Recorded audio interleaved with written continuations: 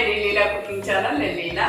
ఈరోజు మీకు రొయ్య పప్పుతో ఫ్రై చేసి చూపిస్తాను. రెండేద్దాం. దీనికి కావాల్సిన పదార్థాలు చూడండి.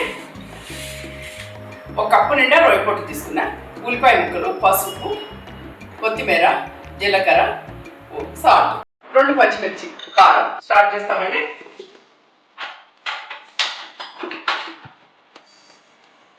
రొయ్య పప్పు వేసుకుంటాం.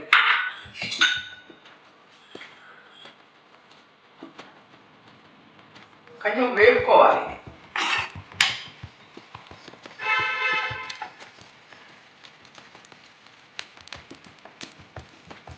ఈ గిన్నెలో నీళ్ళు తీసుకుంటాను.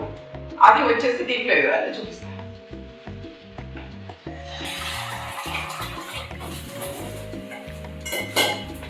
లైట్గా వేగింది కదా. ఈ వేగిన పప్పును మనం ఏం చేయాలంటే కొంచెం చెరిగేసేయాలి.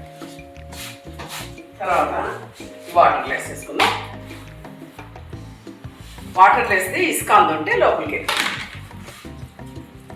2-3 సార్లు కడుగుతాం. ఇదిగో కడిగి పెట్టానండి. 2 times 3 times మీరు కడిగితే ఇసుక ఏదైనా ఉంటే వాటర్ కిందికి వెళ్ళిపోతుంది. పైకి ఇది వచ్చింది కదా, ఇది తీసేసి ఒక కప్పులో పెట్టుకునేస్తున్నాను. దీన్ని మనము ఏం చేయాలో చూపిస్తాను. ఆయిల్ వేసుకుందాం. 2 స్పూన్లు ఆయిల్ వేసుకోండి. కొంచెం జీలకర్ర. ఏమండి, జీలకర్ర అయింది కదా. ఉల్లిపాయ ముక్కలు వేసుకుందాం.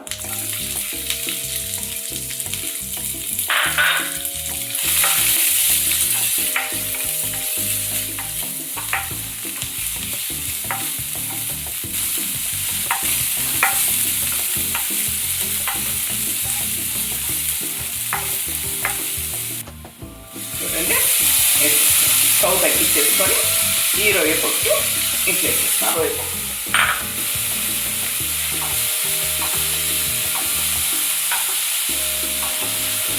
వేగాలండి. కొంచెం వేగితే మంచి వాసన వస్తుంది, లేకపోతే నీసు వాసన వస్తుంది. పచ్చి చేపల కంటే ఘాటైన వాసన ఇది ఎండు చేపలు. పసుపు వేసేసుకుందాం.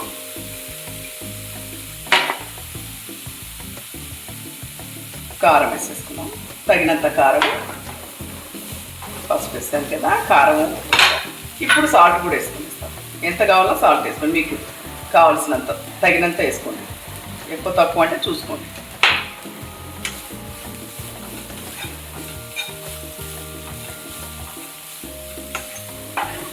ఒక 10 నిమిషాలు వేగాలండి. ఇలా పొడి పొడి వస్తే నీకు కర్రీ బాగుంటుందండి. బాగా ఫ్రై అయిపోవాలి. ఇప్పుడు కొత్తిమీర వేసుకుందాం. ధనియాల పొడి కూడా వేస్తే అయిపోయింది. కలిపేసుకుందాం. చూసారా ఎంత బాగా వచ్చిందో. మీరు కూడా ఒకసారి చేయండి, చేసి టేస్ట్ చేయండి.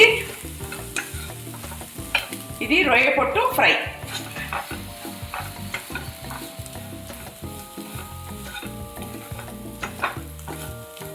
మీరు కూడా ఒకసారి ట్రై చేయండి.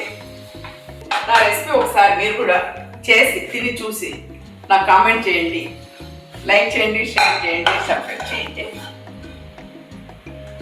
రొయ్య పప్పు ఫ్రై రెడీ అండి. మీరు కూడా ఒకసారి చేయండి, చేసి టేస్ట్ చేసి నాకు కామెంట్ చేయండి, లైక్ చేయండి. ఓకేనా?